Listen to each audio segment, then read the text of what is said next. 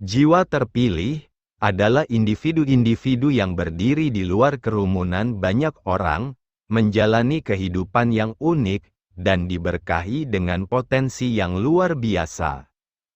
Jiwa-jiwa terpilih dianggap sebagai mercusuar perubahan, yang membawa sesuatu yang baru dalam kehidupan di sekitarnya. Namun jiwa terpilih ini seringkali menjadi sasaran kebencian dan permusuhan dari orang lain. Lalu mengapa seorang jiwa terpilih juga menanggung beban negatif dari kebencian orang lain yang tidak beralasan? Jadi inilah mengapa jiwa terpilih seringkali menjadi sasaran kebencian. Pertama, memiliki potensi batin yang besar. Orang-orang terpilih sering dianggap sebagai individu dengan bakat luar biasa. Kebijaksanaan atau wawasan spiritualnya yang sangat berbeda dengan orang kebanyakan. Hal ini idealnya akan menginspirasi dan membangkitkan semangat orang lain. Namun ironisnya bagi beberapa orang, hal ini bisa menjadi sumber kebencian yang mendalam.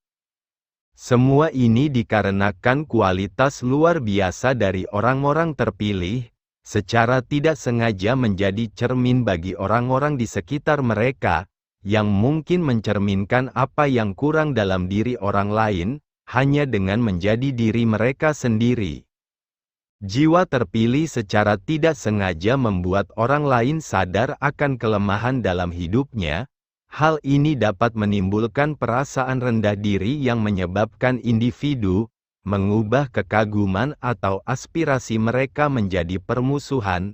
Ini adalah kekaguman yang berubah menjadi buruk, di mana kualitas-kualitas yang seharusnya membuat orang tertarik pada jiwa-jiwa terpilih, malah membuat mereka terperosok dalam perasaan tidak mampu, dan potensi yang tidak terpenuhi. Kedua, memiliki daya tarik yang tinggi. Jiwa terpilih seringkali memancarkan karisma yang besar semacam aura magnetis, yang secara alami menarik perhatian orang lain. Karisma ini berasal dari vibrasi energi mereka yang tinggi, yang menandakan tingkat evolusi spiritual dan kematangan jiwa yang mendalam.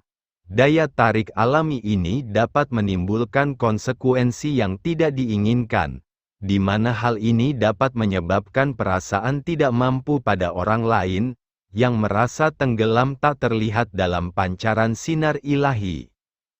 Dari individu-individu yang terpilih, atau jiwa-jiwa yang terpilih tanpa niat yang disengaja, dapat membuat orang lain merasa kurang penting, kurang menarik atau kurang layak untuk diperhatikan, dan orang-orang di sekitar mereka. Mungkin secara tidak sadar, membandingkan diri mereka sendiri, energi atau karisma yang dimiliki oleh orang-orang terpilih bagi beberapa orang dapat menimbulkan perasaan tidak mampu, perasaan diremehkan atau diabaikan. Oleh karena itu, kehadiran jiwa yang terpilih seringkali menjadi sumber kebencian bagi beberapa orang. Ketiga, konfirmasi dari semesta. Kebencian dan pertentangan yang dihadapi oleh jiwa-jiwa terpilih dapat diartikan sebagai bentuk konfirmasi ganda dari semesta. Kesulitan dan perlawanan yang mereka hadapi bukanlah sekedar kebetulan atau tindakan jahat sederhana dari orang lain, melainkan tantangan-tantangan ini dapat dipandang sebagai ujian spiritual.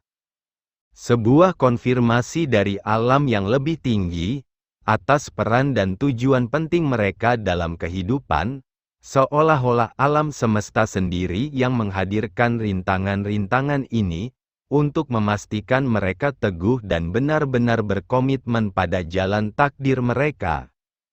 Kesulitan yang mereka alami tidak dimaksudkan untuk menghancurkan mereka, tetapi untuk memperkuat dan mempersiapkan mereka untuk mengisi spiritual yang lebih tinggi. Ini adalah proses pemurnian menyempurnakan karakter, untuk memastikan mereka siap memenuhi bisnis spiritual mereka, alih-alih memandang kekuatan negatif sebagai sesuatu yang merugikan atau menghalangi. Ia adalah sinyal ilahi dan pengakuan atas peran penting mereka. Keempat, berevolusi secara spiritual menjadi target proyeksi negatif. Jiwa-jiwa terpilih sering menjadi target proyeksi negatif, dikarenakan setiap orang masih membawa bayangan dari aspek-aspek gelap di alam bawah sadar mereka. Entah itu perasaan-perasaan yang tertekan atau trauma yang belum terselesaikan, dan jiwa-jiwa yang terpilih seringkali berpindah sebagai cermin atas bayangan gelap dari orang-orang di sekitar mereka. Kehadiran dari jiwa-jiwa terpilih dapat secara tidak sengaja merefleksikan kembali bagian-bagian orang lain yang belum terselesaikan atau tersembunyi. Efek pencerminan ini bisa sangat tidak nyaman, karena memunculkan ke permukaan hal-hal yang belum terselesaikan, masalah dan konflik batin yang seringkali hanya dipendam daripada mengakuinya.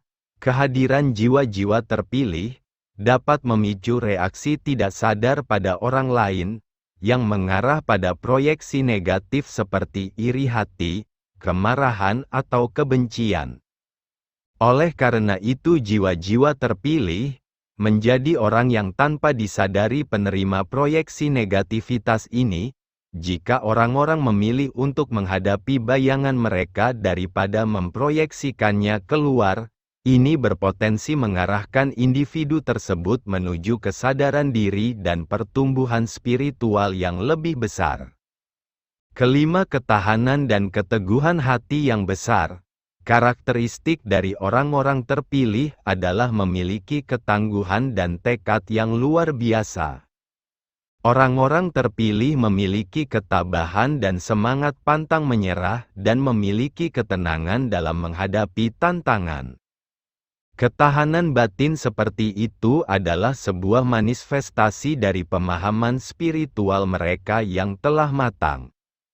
Jiwa-jiwa terpilih melihat tantangan hidup bukan hanya sebagai hambatan, tetapi sebagai peluang untuk pertumbuhan dan pengembangan jiwa. Ketahanan dan keteguhan hati mereka dapat menjadi sumber frustasi bagi orang-orang di sekitar mereka, yang berjuang dengan tantangan yang serupa. Ketika jiwa terpilih menghadapi tantangan dengan ketahanan yang kuat, hal ini dapat menciptakan rasa tidak mampu dan perasaan tertinggal atau tidak tertandingi bagi beberapa orang.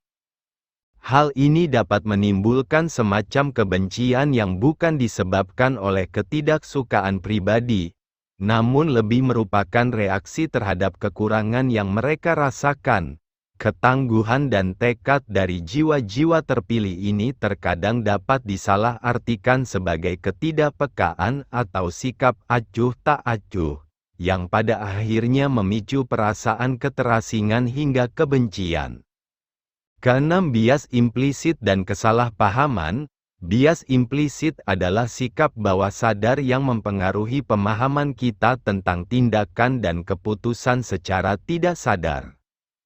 Hal ini tidak hanya dibentuk oleh pengalaman hidup kita saat ini, namun mungkin juga sangat dipengaruhi oleh kehidupan masa lalu kita. Jiwa kita membawa kenangan dan pengalaman dari kehidupan masa lalu ke dalam keberadaan kita saat ini. Pengalaman kehidupan masa lalu ini dapat berdampak besar pada sikap kita saat ini. Keyakinan dan perilaku yang seringkali tidak kita sadari. Dalam kasus orang-orang yang terpilih, bias dan kesalahpahaman yang ditujukan kepada mereka mungkin sebenarnya berasal dari interaksi kehidupan masa lalu atau konflik yang belum terselesaikan. Misalnya, jika seseorang memiliki hubungan yang menantang dengan orang yang terpilih, bisa jadi itu adalah sisa dari hubungan kehidupan di masa lalu, dan pengalaman itu dapat terbawa ke dalam kehidupan mereka saat ini, yang bermanifestasi sebagai rasa tidak suka atau ketidakpercayaan yang tidak dapat dijelaskan. Fenomena ini terkait dengan konsep kontrak jiwa yang menunjukkan bahwa jiwa membuat perjanjian sebelum berinkarnasi untuk bertemu lagi di kehidupan mendatang untuk menyelesaikan konflik masa lalu, atau untuk melanjutkan pertumbuhan, sehingga kebencian atau bias yang tidak berdasar terhadap orang-orang terpilih, mungkin tidak berdasar sama sekali. Bila dilihat dari perspektif masa kehidupan yang lebih panjang, hal ini bisa jadi merupakan manifestasi dari kehidupan masa lalu yang belum terselesaikan.